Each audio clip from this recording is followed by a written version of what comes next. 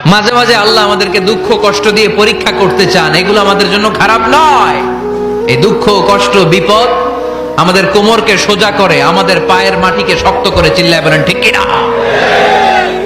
প্রতিকূল পরিবেশে কিভাবে বাঁচতে হয় এই দুঃখ কষ্ট আমাদেরকে শিখায়। এজন্য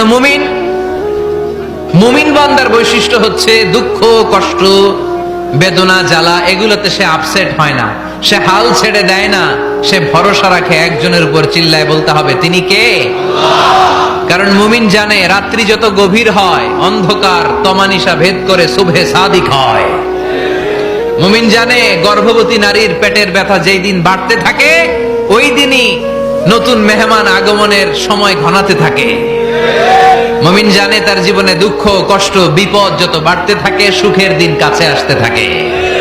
এজন্য মুমিনের হারাবার কিছু নেই। ফাইন্নামা আল উসরি ইউসরা, ইন্নামা আল উসরি ইউসরা। নবী হে, কষ্টের পরেই আছে আনন্দ, দুঃখের পরেই আছে সুখ।